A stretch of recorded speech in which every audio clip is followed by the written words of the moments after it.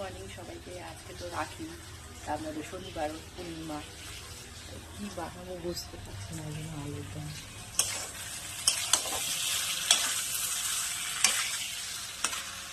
নিরামিষ আলুর দম, আমার ভাইয়ের জন্য নিরামিষ আলুর দম আর পোলাও বানাচ্ছি।